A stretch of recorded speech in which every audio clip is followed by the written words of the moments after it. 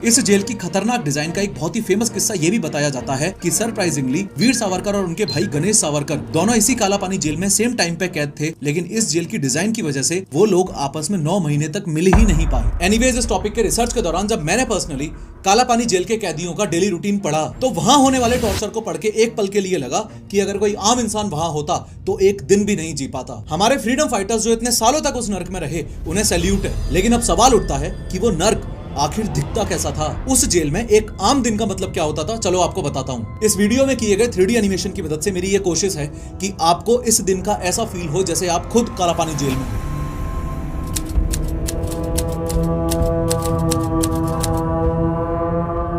जैसे मान लो आपको काला पानी की सजा हो गई, तो सबसे पहले तो आपको हथकड़ी लगा के एक शिप में भरा जाएगा, फिर चेन्नई या कोलकाता जैसे पोर्ट से आपको अंडमान आइलैंड्स में ट्रांसफर किया जाएगा। आपको पहुंचने में 3-4 दिन का टाइम लगेगा। अंडमान आइलैंड्स पहुंचते ही अपने आप को ढकने के लिए आपको सिर्फ एक पतला सा कपड़ा और एक लंगोट दी जाएगी, और उसके बाद आपके गले में लटका दिया जाएगा एक आईडी टैग, जिस आईडी टैग पर आपका नाम लिखा होगा। यहाँ आपको एक चीज और बता दूं, जितने भी कैदी इस काला पानी में आते थे उनको 2 कैटेगरीज में डिवाइड किया जाता था, डी यानी डेंजरस, PI यानी कि परमानेंटली इनकार्सरेटेड। एक एक करके दोनों कैटेगरीज को समझते हैं, लेकिन शुरुआत डेंजरस कैटेगरी से करते हैं। डेंजरस प्रिजनर का मतलब है एक ऐसा कैदी जिसे अंग्रेज सबसे खतरनाक या रिबेलियस समझते हैं और जिस पे हमेशा नजर रखना जरूरी होता है। इस कैटेगरी में ब्रिटिशर्स ने वीर सावरकर को रखा था। देखो, साल 1909 के दौरान वीर सावरकर लंदन के इंडिया हाउस के मेन लीडर थे। ब्रिटिश गवर्नमेंट ने सावरकर पर waging war against the crown sedition यानी कि देशद्रोह और रिवॉल्यूशनरी कॉन्स्पिरेसी के चार्जेस लगा के उन्हें मार्च 1910 में अरेस्ट कर लिया। अरेस्ट करने के बाद उन्हें एक शिप में बंद करके इंडिया ले जाया जा रहा था, लेकिन जब वो शिप फ्रांस के मर्सिली पोर्ट पर कुछ देर के लिए रुका, तब सावरकर ने वॉशरूम जाने का बहाना बनाया। वहां से सावरकर एक छोटी सी खिड़की से निकले, समंदर में कूद गए और तैरते तैरते फ्रांस के एक एरिया में पहुंच गए। ब्रिटिशर्स ने वीर सावरकर को बाद में अरेस्ट करके इंडिया भेज दिया। इसी वजह से ब्रिटिशर्स को वीर सावरकर से एक अलग ही लेवल का डर था